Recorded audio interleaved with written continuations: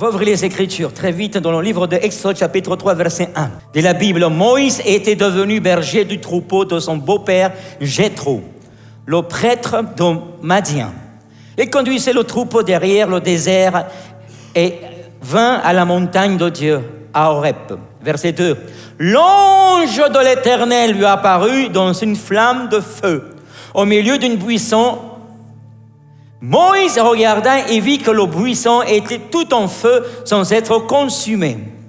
Moïse dit, je vais faire un détour pour voir quelle est cette grande vision et pourquoi le buisson ne brûle pas. L'Éternel vit que faisait un détour pour regarder. Dieu l'appela du milieu du buisson en disant, Moïse, Moïse. Il répondit, me voici. Quand Dieu t'appelle, comment tu vas répondre? Comment tu vas répondre? Quand Dieu t'appelle, Jaka, Jaka, comment tu vas dire? Me voici, Seigneur. Amen. Dieu dit, ne t'approche pas d'ici. Retire tes sandales, car l'endroit où tu te tiens est une terre sainte. Et il ajouta, je suis le Dieu de ton père, le Dieu d'Abraham, le Dieu d'Isaac et le Dieu de Jacob. Moïse se cacha le visage, car il avait peur de regarder Dieu. L'Éternel dit, j'ai vu la souffrance de mon peuple qui est en Égypte, et j'ai entendu les cris qu'il poussait devant ses oppresseurs. Le quoi? Répétez-moi, les cris qu'il pousse devant ses oppresseurs. Oui, je connais ses douleurs.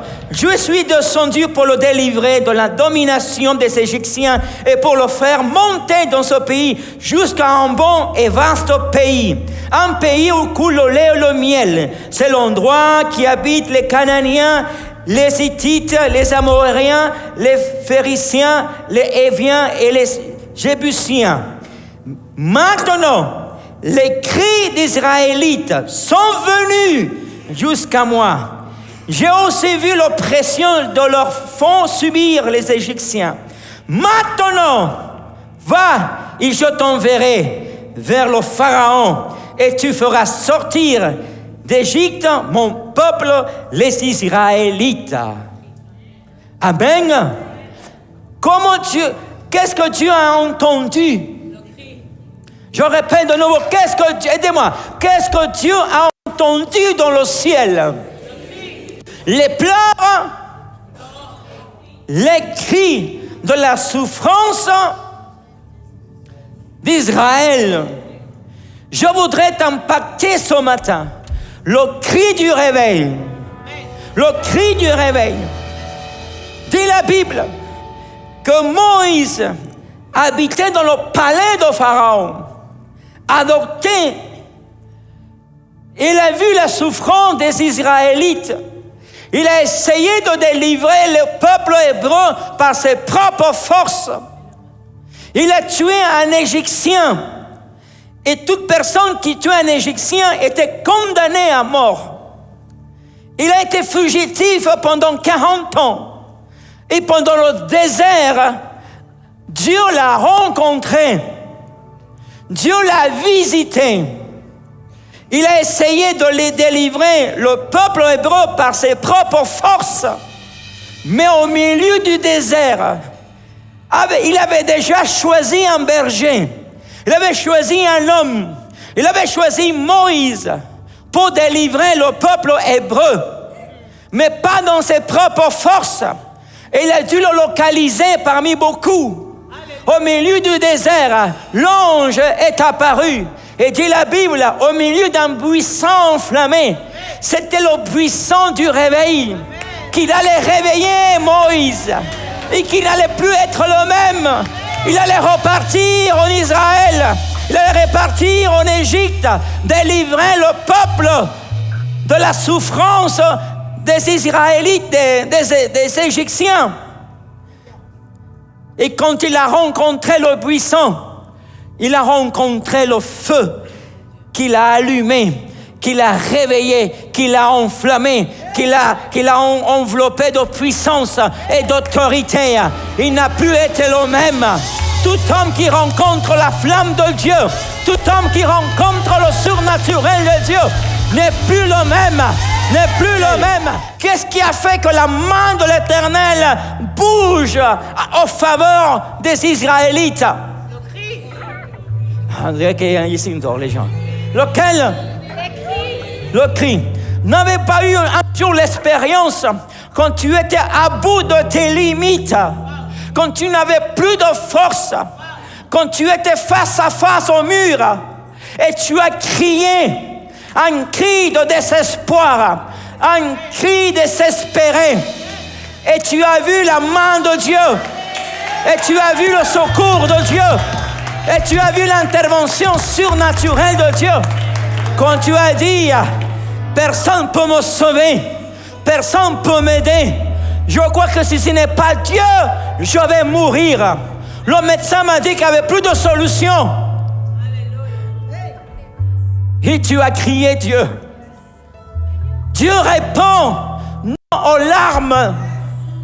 Dieu répond à un cri de l'intérieur, à un cri de désespoir, à un cri de souffrance.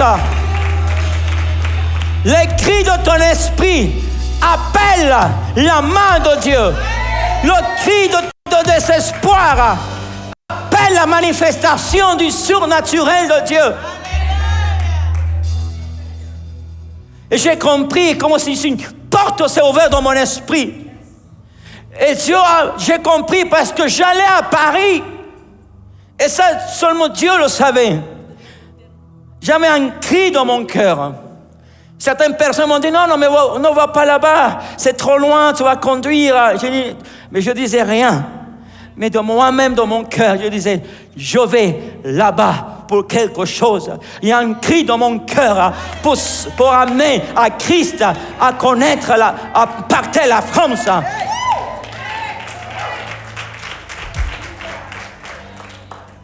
Amen.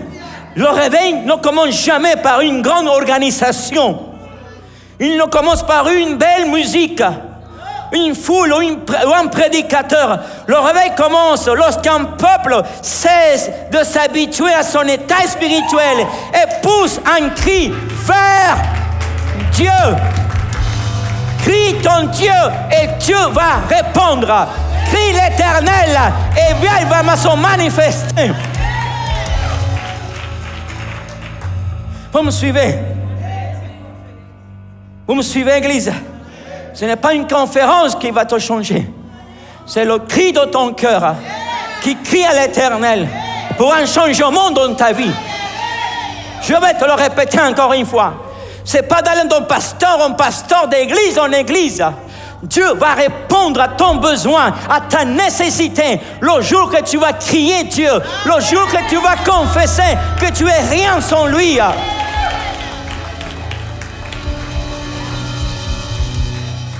Oh, vous me suivez, Église? Amen. Le réveil, c'est Dieu qui intervient dans l'histoire d'un homme pour transformer. C'est d'une génération entière.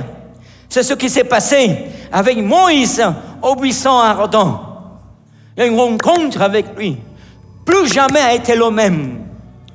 Mais ce n'est pas Moïse qui a choisi de rencontrer Dieu. C'est Dieu qui a élu Moïse pour le rencontrer au milieu du désert. Et quand Dieu l'a envoyé de retour en Israël, il était plus un fugitif, il a été un sauveur. Il est sorti d'Égypte comme un fugitif, mais il est retourné comme un sauveur, comme un libérateur. Je ne connais pas ton passé, peut-être que tu étais dans cet état, mais tu retournes avec Dieu comme un libérateur, comme un agent de Dieu, comme un instrument de Dieu. Avant, tu étais l'alcoolique, le drogué, personne ne voulait le savoir de toi, mais quand tu as rencontré l'Éternel des armées, tu n'es plus le même. Na, na, na, na, na, na. Chaque réveil dans les Écritures est précédé par un cri. Et Dieu m'a dit, tant que la France ne crie pas, tant que la France ou les églises, j'entends pas le cri, je ne vais pas répondre à la nation. On pourra faire des formations, des études, mais Dieu va répondre au cri de la France. À Dieu. Chaque grand réveil, qu'est-ce que c'est un réveil? Te réveiller, en fait. Quelqu'un qui est endormi. L'église dort spirituellement. L'église est assoupie spirituellement. Les pasteurs, les ministères, beaucoup d'églises sont assoupies, en train de perdre le temps dans la distraction à gauche et à droite, au lieu d'être focalisés dans les choses invisibles, être focalisés au retour de Christ. Christ revient bientôt, mais il ne vient pas pour une église qui dort, une église qui est assoupie. Il vient pour une église réveillée spirituellement, Non, tout le monde partira avec Jésus-Christ. Seulement ceux qui sont réveillés spirituellement. Comment je sais qu'une personne qui dort spirituellement, elle est focalisée à autre chose? Je vais te marcher sur les talons. Comment je sais qu'un leader ou un membre d'une église, un disciple, dort spirituellement? Il est focalisé à faire autre chose. Il n'est pas focalisé dans la vision de Dieu. Dieu a donné à Moïse une vision. Elle n'est pas éteinte. La vision de Moïse que Dieu l'avait donnée, de libérer ce peuple, ne s'est pas éteinte. Elle a été restaurée au buisson enflammé. Amen. Il est retourné enflammé pour accomplir cette vision. Toute personne qui est défocalisée est en train de faire autre chose, est en train de focaliser dans le travail, est en train de focaliser dans les choses de ce monde, de quoi boire, de quoi manger, de quoi s'habiller. Ce sont les païens qui pensent à ça, mais les enfants de Dieu qui ont compris la vision sont focalisés dans les choses invisibles, dans le...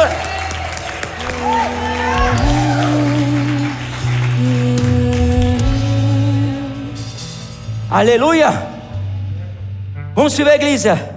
Le ciel ne répond pas seulement aux paroles, mais aux cris qui montent d'un cœur brisé.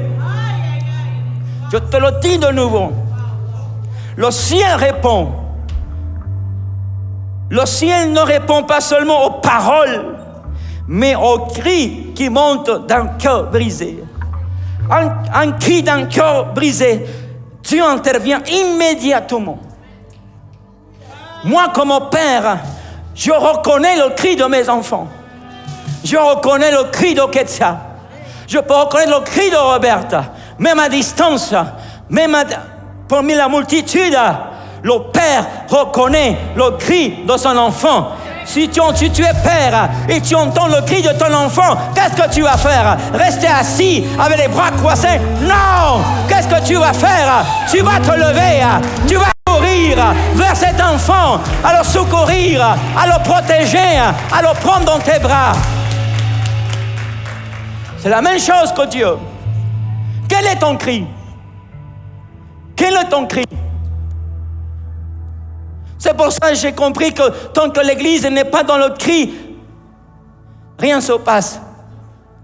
Mais au moment que tu cries à l'Éternel, que tu dis, j'en peux plus, je suis à bout, mes limites sont à bout, j'ai plus de force, je ne sais pas quoi faire, je ne sais pas où aller. Seigneur, fais quelque chose. J'ai essayé de changer mon conjoint, ma famille, ma vie par mes propres forces et rien ne change. Aide-moi, mon cœur crie, mon esprit souffle. Interviens, un cri qui sort de ton intérieur, un cri qui sort de ton esprit, un cri pour les âmes. Père, les âmes, je criais samedi matin, un cri pour les âmes qui soient sauvées, un cri pour ta famille, pour ceux qui ne connaissent pas de Jésus.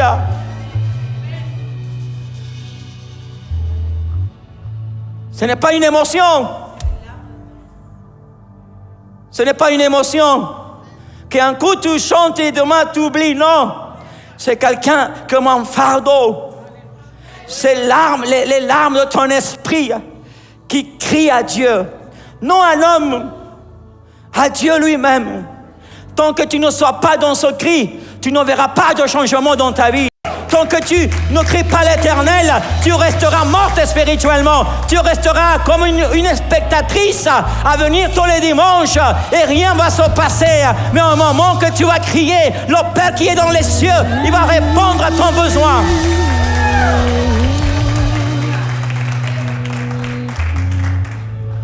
Oh, vous me suivez, Église?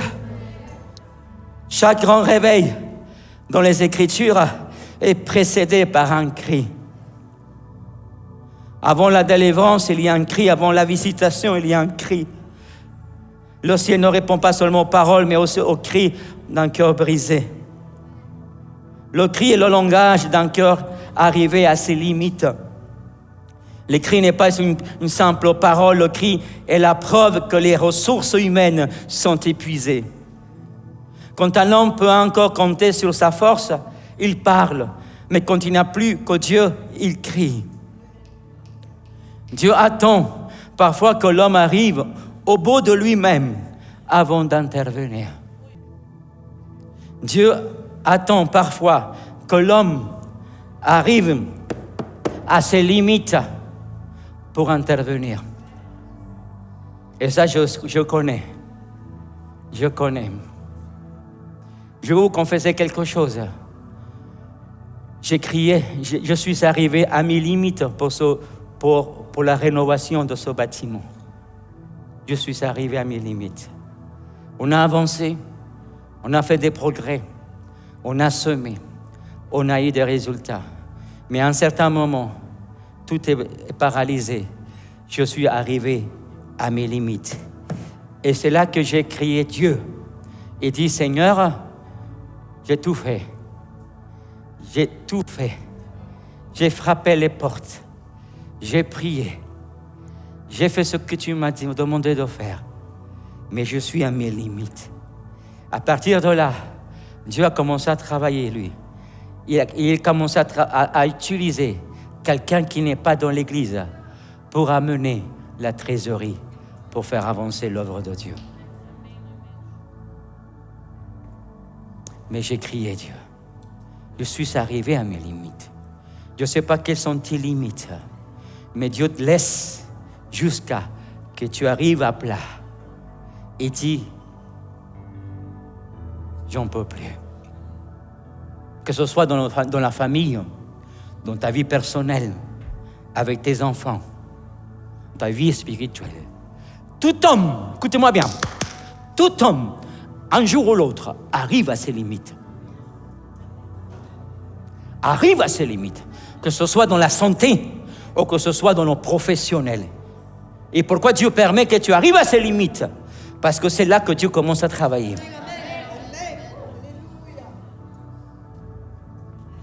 Vous me suivez? Psaume 34, verset 7. Je ne sais pas si vous l'avez.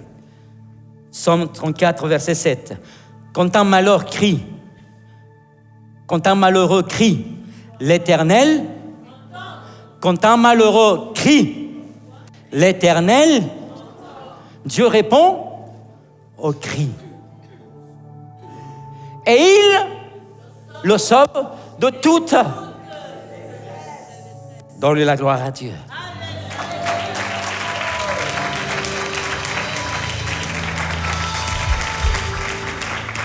Le cri du réveil attire la compassion de Dieu. Dieu n'est pas ému par notre élégance, c'est-à-dire par notre belle façon de parler. Il est touché par notre dépendance à lui. Qu'est-ce qu'un cri? Je vous donne la définition maintenant. Qu'est-ce qu'un cri? Le cri est l'expression la plus profonde de l'âme lorsqu'elle ne trouve plus de solution en elle-même. C'est une prière qui dépasse les mots, un appel qui jaillit du cœur vers Dieu avec foi, dépendance et urgence. Je vais te le répéter de nouveau. Qu'est-ce qu'un cri? Le cri est l'expression la plus profonde de l'âme lorsqu'elle ne trouve plus de solution en elle-même. C'est une prière qui dépasse les mots, un appel qui jaillit du cœur vers Dieu avec foi, dépendance et urgence. Voilà ce qui signifie un cri de l'esprit. Le cri n'est pas seulement un son ou une émotion, c'est le langage d'un esprit qui reconnaît que seul Dieu peut intervenir.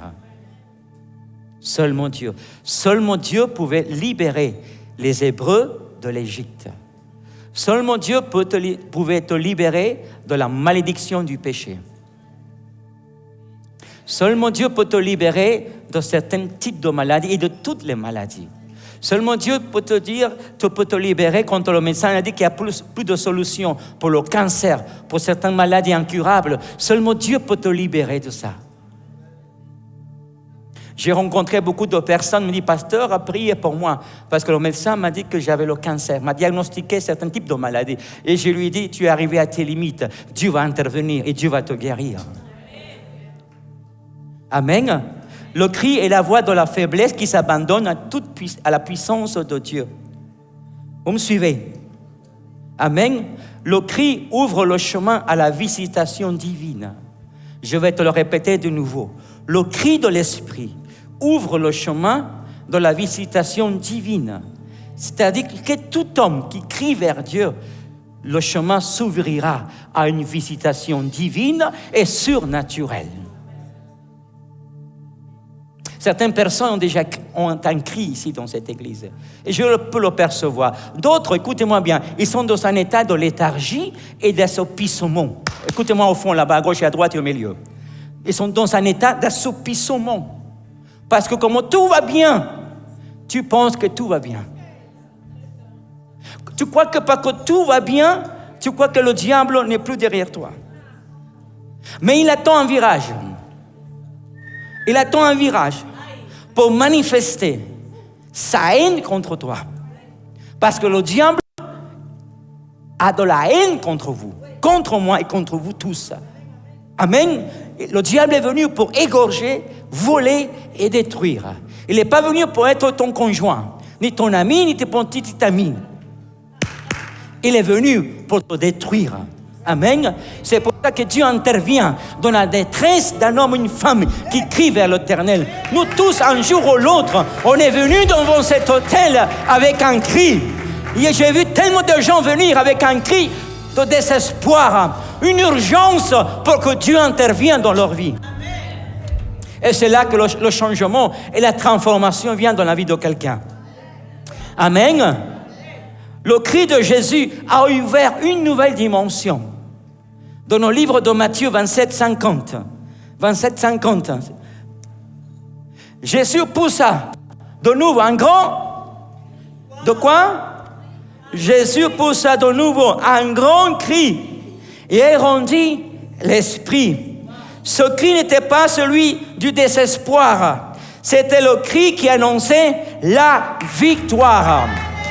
Écoutez-moi bien, le cri de Jésus à la croix de Golgotha, c'était pas un cri d'échec, c'était pas un cri de désespoir, c'était ou de défaite, c'était un cri de victoire en disant tout est accompli, tout est déjà fait, j'ai gagné,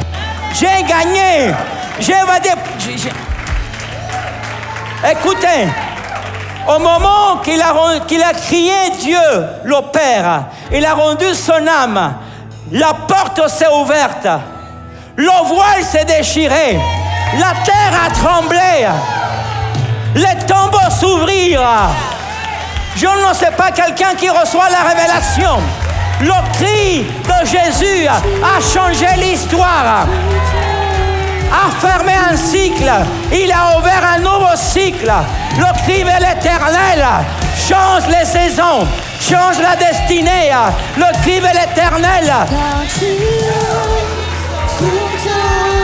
Je prophétise sur ta vie que le cri de Jésus-Christ va changer la direction de ta famille, va changer la destinée de ta famille. Que le cri du Seigneur... Tout accompli. Le voile s'est déchiré. La terre a tremblé. Les tombeaux s'ouvrirent. Le cri de Jésus a déclenché une nouvelle saison. Les morts ont ressuscité. Quelque chose se passe dans la dimension de l'espirituel. Quand un homme crie vers l'Éternel. Je t'exhorte à chercher ce cri dans ton esprit et tu verras la réponse à l'Éternel. Je te donne une clé que tu n'as jamais eue et je te la donne, la clé que j'ai reçue. Et je criais l'Éternel et je demande à Dieu de m'amener dans cet état de cri pour que... Amen. Ce n'est pas un cri de colère, écoutez-moi bien. Ce n'est pas un cri de colère. Ce n'est pas un cri de haine. Ce n'est pas un cri de dispute qui fera bouger la main de l'Éternel. Ce n'est pas un cri qui fera bouger... Ah non, tu ne m'as pas compris. Ce n'est pas un cri de dispute. Ce n'est pas un cri de murmure. Ce n'est pas un cri de chuchote. C'est un cri vers Dieu d'un changement radical dans ma vie. C'est un cri interne qui te fout bouger les tripes de l'intérieur, qui te brise le cœur, qui clame et crie Abba, Père, Abba, Père, Abba, Père. Quelqu'un de l'âme. Est-ce que vous avez senti un jour une douleur dans l'âme? Cette douleur dans l'âme qui va plus que les mots, que les paroles, que tu n'as pas de paroles ni de mots à dire, simplement une douleur interne, et seulement comme si tu voulais crier, et quand tu cries, ça sort. Et bien ce qui monte au cœur de Dieu, et ce qui attire le cœur de Dieu, c'est pour ça que nous devons crier à l'Éternel, pour qu'il amène son réveil dans toute cette nation. On doit crier l'Éternel pour qu'il ramène un réveil dans les églises. On doit crier l'Éternel pour qu'il amène... Alléluia. Quelqu'un qui est désespéré pour abandonner les addictions, amène un jour dans un état de je n'en peux plus. Je ne veux plus boire, je ne veux plus fumer, je ne veux plus de cannabis, je ne veux plus me droguer. Seigneur, aide-moi, aide-moi, sors-moi de là. Oh, Seigneur, je dois mourir, Seigneur. Un cri de l'intérieur, une urgence à l'intérieur. Chaque fois que j'ai eu un cri dans mon cœur, je peux vous garantir, 100%, j'ai vu la main de l'Éternel. Mais quand tu es, écoutez-moi bien, mais quand tu es assoupi spirituellement, tu perds le cri. Je te le répète de nouveau. Quand tu es assoupi spirituellement, endormi spirituellement, tu perds ce cri, Jacques.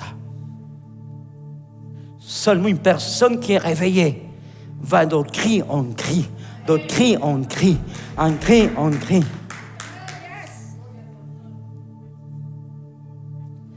Je le vois. C'est parce que je te dis rien, mais tu dors, endormi. Il n'y a pas de cri. Dieu répond parce que Dieu est un Dieu de compassion. Il ne va jamais te laisser égarer. Il ne va jamais t'abandonner. Il ne va jamais te jeter. Si tu viens vers lui avec un cri de désespoir, tu dis mes enfants sont perdus. Père, ramène mes enfants au pied de Jésus. Ramène mes enfants à la liberté. Ils sont cautifs dans la drogue. Ils sont cautifs dans l'impudicité. J'en peux plus. Réponds. Tu sens comme ton cœur se déchire en deux. Et comme qu'il se coupe en deux. Seulement un cri pour cette nation. Pour les gens qui se perdent. Chaque jour, des âmes partent dans les ténèbres. Parce que personne ne les a parlé du Seigneur. Parce qu'ils pensent à eux, à boire et à manger. Ils pensent à faire de l'argent et à travailler. Mais il y a un désespoir dans le cœur de l'homme, sur certains. Quand j'ai vu au Venezuela, plus de 100 000 personnes mortes dans ce tremblement de terre. Je pleurais. 17 000. Je pleurais quand je voyais ces familles, ces enfants, ces bébés. Il y avait un cri dans mon cœur. Un cri de miséricorde et miséricorde pour ce pays. Et miséricorde pour tous ces gens-là. Sauve-les, Seigneur. Sauve-les. Mais tant qu'il n'a pas ce cri, dans chacun de vous, rien ne va changer. Rien ne va changer. Va venir chaque dimanche. Ira dans chaque conférence. Ira dans chaque pasteur par les Facebook et YouTube. À chercher la prophétie. Mais il n'y a pas de cri. Et dans la Bible, que tout homme qui a crié l'Éternel, Dieu a répondu.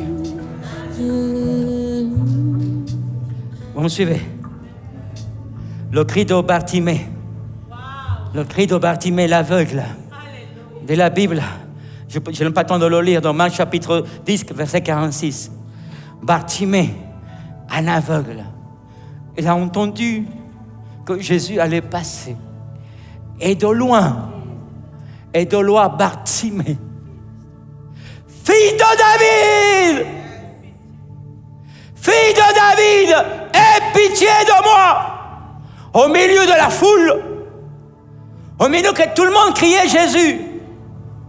Mais le cri de Bartimée, l'aveugle, était totalement différent aux autres cris. Parce que tout le monde criait, parce que Jésus passait.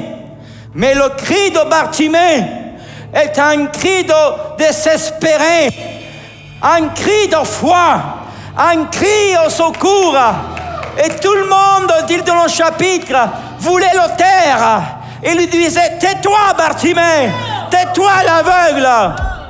Et plus il criait Jésus, et plus il criait, fille de David, aie pitié de moi. Et de la Bible, que Jésus de loin, il a dit, qui est lui? Amenez-le ici. Tu peux être au milieu de multitudes. Tu peux être au milieu de beaucoup de personnes. Au milieu de toute situation. Mais si ton cri est véritable, si ton cri est un cri de désespoir, si c'est un cri qui appelle Dieu, un cri de foi, Dieu l'entendra à des kilomètres. De l'autre continent, Dieu viendra à ton secours.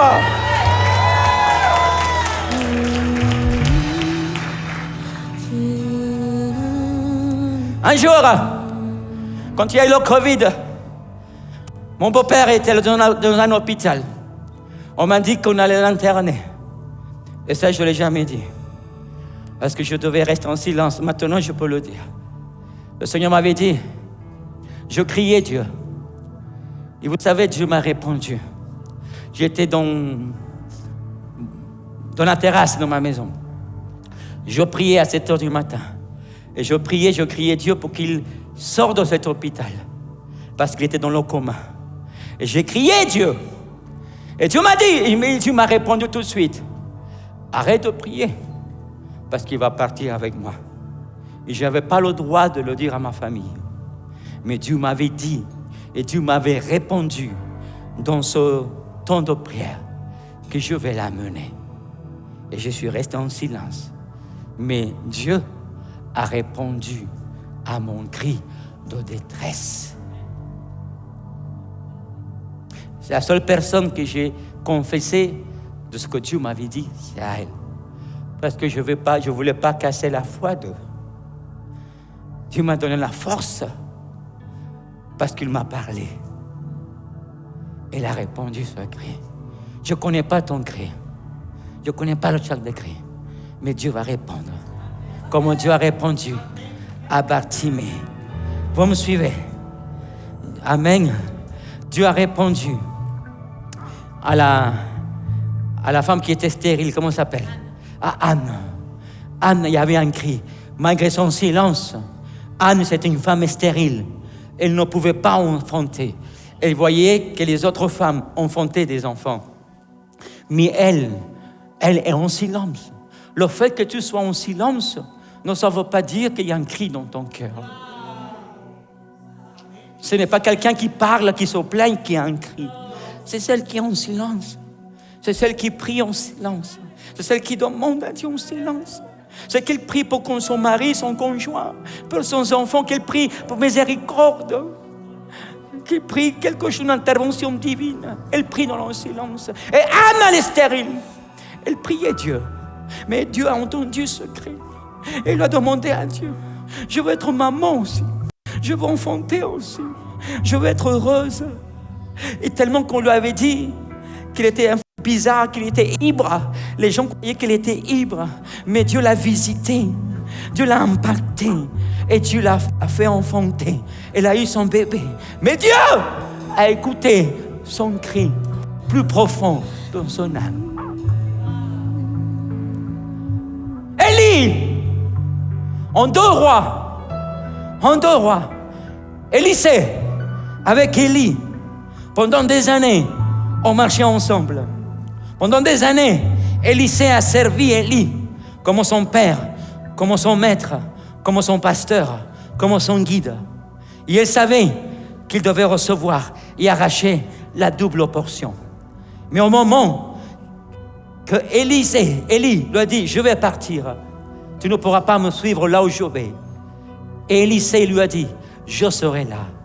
Mais au moment, quand tu l'as vu partir, Élie partait. À un certain moment, il a dit, hey, il part avec le manteau que je voulais. Et c'est là qu'il a crié.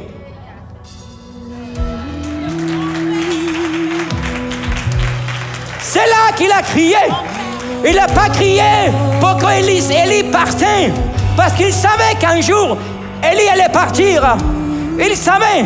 Mais ceux qui ne voulaient pas qu'il parte avec la promesse, qu'il parte avec le manteau, qu'il parte avec l'héritage. Et quand il a vu, il a dit, Père,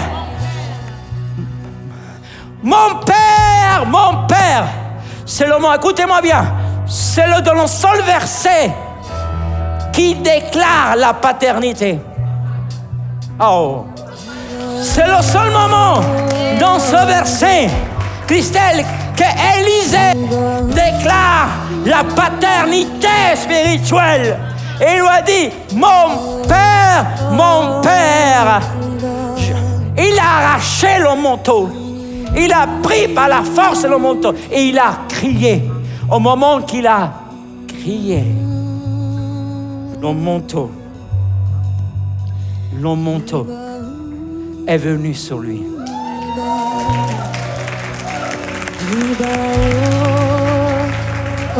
Est venu sur lui.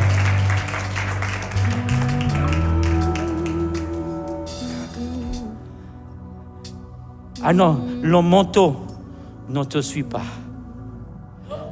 C'est toi qui dois arracher. Parce que le cri, écoutez-moi bien, le cri répond au cri.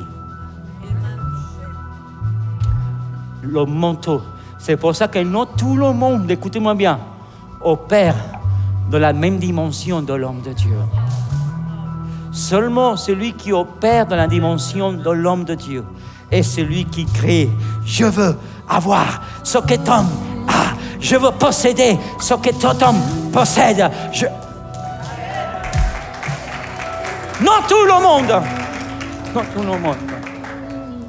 Le problème est que les gens vont derrière les manteaux. Derrière le manteau. Au lieu que le manteau vienne sur toi. Mais il viendra à celui qui crie. Parce que celui qui crie, le cri représente quelqu'un qui a faim. Le cri de quelqu'un, quand un bébé pleure, quel est ce cri? Les mamans. Manger. Manger. Non, t'es pas... Manger. N'est-ce pas? Tu sais, quand ton enfant crie, tu dois le nourrir. Quand tu cries à Dieu, et parce que tu as faim. Quand tu cries à Dieu, et que tu as soif. Quand tu cries à Dieu, tu lui dis, je suis faible, j'ai tout fait, j'ai frappé des portes, je suis parti voir le médecin, je suis parti voir le psychologue. Ma famille m'a tourné le dos, j'ai tout fait. Seigneur, fais quelque chose. Aide-moi. C'est comme un enfant qui dit, aide-moi. Parce que la question est, est-ce que tu possèdes Dieu? Tu as Dieu. Levez la main. Est-ce que tu possèdes Dieu? Est-ce que tu as possédé Dieu? Mais la question est, est-ce que Dieu te possède? Est-ce que tu dis, j'ai Dieu? Est-ce que Dieu t'a? Est-ce que Dieu t'a? Il t'a pas. Parce que chaque chose, tu as toujours une excuse pour venir à la prière. Tu as toujours une excuse pour le servir. Tu as toujours une excuse pour donner. Tu as Dieu, mais Dieu t'a pas. Dieu t'a pas. Celui qui t'a, c'est le monde.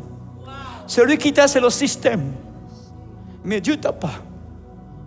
C'est pour ça que quand tu appelais Moïse, Moïse! Me voici. Je suis à toi. Et que Dieu t'a tout donné. Dieu t'a tout donné. Mais tu n'as rien donné à Dieu. Est-ce que tu es prêt à tout donner à Dieu? Est-ce que tu es prêt à tout donner à Dieu?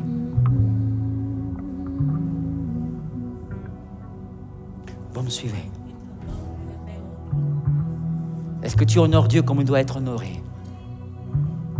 C'est pour ça qu'il dit, si je suis votre Père, où est mon honneur? Un des signes, écoutez-moi bien, un des signes pour savoir que Dieu t'a, c'est l'honorer, l'honneur. Écoutez-moi bien, vous m'avez, mais moi je ne vous ai pas. Je te le répète de nouveau. Vous m'avez, mais moi je ne vous ai pas. Vous avez mon cœur, mais je n'ai pas votre cœur.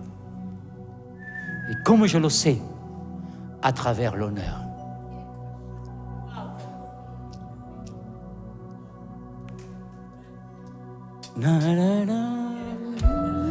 On veut le réveil. On veut le réveil. Parce que tu fais les choses à ta façon. Et ce n'est pas à ta façon. Quand Dieu te possède, tu fais les choses à sa façon.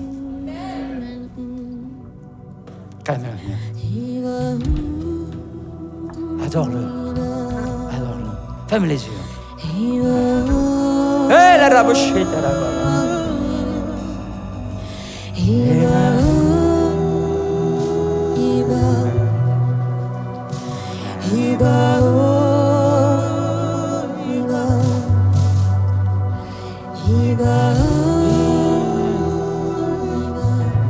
J'ai fini avec ça. Israël a crié en Égypte. Dieu a envoyé Moïse. Anne a crié Dieu, a donné Samuel. Bartimée a crié Jésus. Jésus l'a guéri. Élisée a crié mon Père, mon Père. Il a reçu l'héritage spirituel et l'onction pour son ministère. Jésus a poussé un grand cri sur la croix. Le voile du temple s'est déchiré et le chemin vers Dieu a été ouvert. Ma question est, quel est ton cri?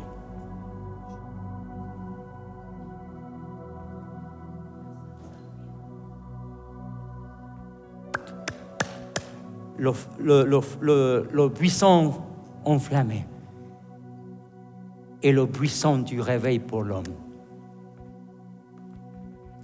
Et le Seigneur m'a dit, amène cette église, le roi Jésus, à avoir un cri pour le réveil. Un cri pour le réveil. Ce matin, Dieu veut écouter ton cri. Et ce n'est pas un cri que tu vas rester en silence. C'est un cri qui sortira de l'extérieur. De l'extérieur. Combien de personnes j'ai reçues dans mon bureau et m'ont dit, pasteur, priez pour moi. J'en peux plus. Je suis dans une grande persécution. Certains sont persécutés par leur propre conjoint. Certains sont persécutés par des choses qu'ils n'ont jamais eu d'espérance, par des personnes.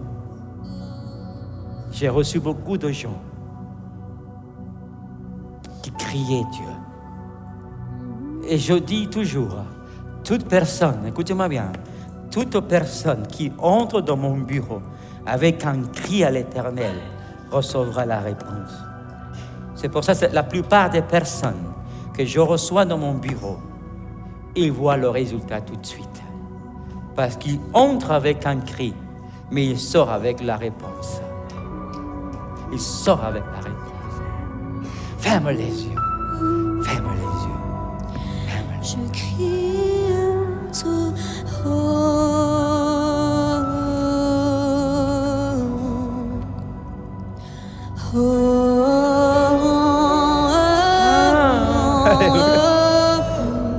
Oh, Shekarababa.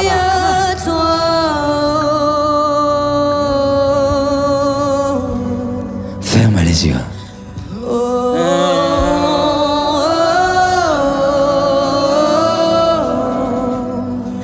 Je crie à toi.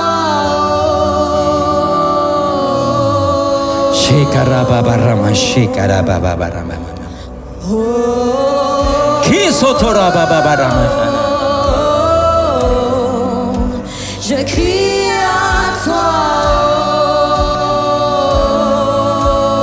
Un cri de l'intérieur sortira. Un cri de désespoir. Un cri d'urgence.